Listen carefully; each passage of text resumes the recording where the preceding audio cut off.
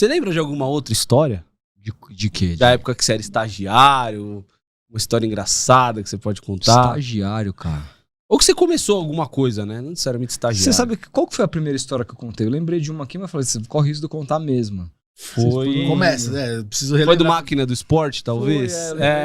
Porque foi ali que eu trabalhei como estagiário. O resto dos trampos meio que já foi na Vera, assim. Não que lá não fosse, né? Lá era tipo assim, estagiário era só o nome. A gente trabalhava como repórter. O que eu agradeço, cara, porque foi uma baita de uma escola. Eu acho péssimo esse negócio de estagiário. Você dá uma função pro cara meio... Sabe, eu não sei se isso ainda existe, porque também com a tecnologia avançando, essas funções às vezes foram até um pouco deixadas de lado. Clipagem, essas coisas chatíssimas que dão para estagiário de jornalismo fazer. Graças a Deus nunca fiz isso. Mas lá não, lá o estagiário era profissional já, tinha que começar, eu era repórter da Máquina, então eu tinha um editor e o caramba, e eu era... A minha matéria... muito próximo daquilo que eu escrevia, ia pro ar do jeito que era, e assim, a gente recebeu uma série de feedbacks, ele foi uma baita de uma escola pra mim, e é isso, e tanto hoje no Futeboteco, cara, eu nunca contratei um estagiário, sempre a gente contrata pessoas que já meio que, como a empresa pequena, a minha ideia de empresa é quanto mais enxuta e mais eficiente ela for, melhor. Sim. Então assim, eu prefiro pagar melhor, pagar bem, alguém pra fazer um negócio que eu sei que vai do que eu adoraria chegar num nível que eu pudesse falar, pô, vou contratar uns 3 moleques pra ensinar a fazer uns negócios aí e tipo, né? Mas cara, não tem, até agora a gente não chegou nesse lugar. Então a gente tem que ser bem eficiente, contratar uma pessoa já experiente na área, pagar um valor de mercado e ser assertivo, né? Ser assertivo, cara. Vou ser sincero, eu tava na TMC, cara. É um papo de velho, mas a nossa geração é completamente diferente dessa.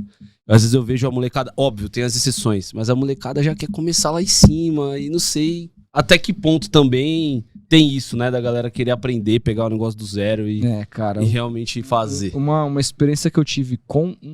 Não é que não era estagiário, o cara era um funcionário da empresa, mas hoje ele não é mais, ele é um jovem funcionário, hoje eu me dou muito bem com ele. E a gente superou isso, mas eu fui fazer... Cara, foi o dia que o Felipe Solari foi lá. Porra, monstro. E o Solari, desse dia, a gente teve uma conexão, eu e o Felipe, com ele tão legal que o cara se tornou meu amigo. Brother, ele é meu irmão hoje. Por causa desse podcast, cara. E aí, pô, o podcast durou tipo umas 3h30. E esse podcast foi gravado numa sexta. E o nosso fotógrafo da época, tem lá o cara que vai fazendo as fotografias, fazendo um story em tempo real, etc e tal. Cara, ele tinha algum compromisso com a namorada dele. E ele... Era uma sexta-feira, tal, combinou com a namorada dele. De repente, o podcast começou a se prolongar. E o cara começou a se irritar. E assim, cara, ao invés do cara chegar no João lá, que era o diretor de cortes, e falar, cara, eu não vou conseguir ficar. Você consegue fazer a última foto, aquela foto todo mundo junto amanhã? Aí, pô, eu não vou conseguir, ter um compromisso, e vaza. O cara ficou, tipo, com cara de poucos amigos lá, acabou, acho que, desmarcando o compromisso e tal, terminou o programa. Cara, eu lembro que, tipo, a gente tava naquela resenha pós-programa, o Solari lá, não sei o que e tal. Ele tava arrumando as coisas, e aí... Eu fui fazer o Solari falou, aí eu começou a contar uma história de um podcast na Argentina de futebol que acontece de madrugada. Que é um fenômeno. Caramba, mano. Lá é um fenômeno. Tem um podcast lá que, tipo assim, ficam, sei lá, velho, 30 mil pessoas simultâneas de madrugada. Isso, o cara meio que é o Casimiro da Argentina, assim. E cara, uma câmera só, um do lado do outro, os caras falando de futebol. Da hora. É isso, assim. Aí ele começou a falar disso e falou, cara, vocês nunca pensaram em testar uns horários alternativos, uma coisa diferente do que tá todo mundo fazendo e tal, não sei o quê. Aí eu fui brincar com esse fotógrafo, comentei alguma coisa, eu falei, mas aí... Falei, e aí, você encararia? Aí o cara pegou e falou assim, eu tenho vida, né?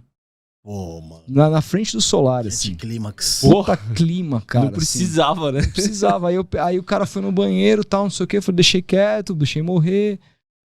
Solari, né? Beleza. Depois a gente riu disso depois. Aí beleza, aí o Solari foi embora, levei ele e tal. Cara, aí fui falar com o cara, né? Chamei o cara, falei, ô Lucas, o que aconteceu? E ele não olhava pra mim, assim, do outro lado da sala. aconteceu? Aí quando ele olha pra mim, cara, pô, esse é o jeito que você fala comigo na frente do convidado, que não sei o quê. Ela falou, mano, você não é meu pai. Ô, louco, Cara, surtou, mano. O cara, você não... assim, cara, eu não sou seu pai, mas eu tô te contratando, assim, tipo, de alguma maneira eu sou seu chefe, assim. Sim. Eu nunca tive que falar isso pra ninguém, eu sou seu chefe, é a pior coisa do mundo. Essa carteirada, cara, é uma puta merda, você sente mal de falar um bagulho desse, né? Mas assim, putz, cara, aí foi foda, aí a gente discutiu pra caramba, eu perdi um pouco a linha, mandei ele embora e tal. E aí o pessoal botou, porque eu sou muito calmo, mas quando eu perco a linha, eu perco a razão também, mando tomar naquele lugar, mandei tomar no cu dele. Mandei, cara. Aí o cara começou a me responder de lá. Eu falei, mano, vai se fuder, vai embora daqui, cara. Não preciso mais de você, vai e não volta mais, não sei o que e tal. Aí, bom, acalmaram os ânimos e tal.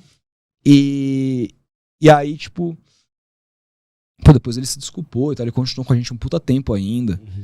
A gente só teve que tirá-lo na época porque a gente teve uma época que a gente passou por um perrengue financeiro e não fazia um pouco, não é que não fazia sentido, não dava, tinha como pagar, né? Não tinha como, foi um período ali difícil pra gente, mas seguiu a vida e depois hoje a gente até contrata ele pra fazer algumas outras coisas, que ele é muito bom lá em termos de design e tal, tá crescendo na carreira dele, mas depois quando a gente foi discutir sobre isso, a gente falou sobre essa percepção do quanto a galera jovem ela não tem muito senso de empresarial, de hierarquia, do que se fala, o que não se fala, o como que você pode... Porque também é uma galera, cara, eu sinto que, tipo assim, o emprego também tá tão subjugado, não é uma coisa que o cara fala assim, foda-se, se eu não fizer isso aqui, eu vou pra outro lugar. Então, tipo, meio que o cara arruinou minha noite, eu quero que ele se dane, sabe? Sendo que era só o cara ter tido bom senso e ter ido embora, mano. Não precisava rolar nada disso, eu não ia brigar com o cara porque o cara foi embora no meio do programa. Exato, você tem a consciência também que o programa foi um pouquinho a mais. Exatamente, né? E outro, o cara trabalha com podcast, o cara tem que saber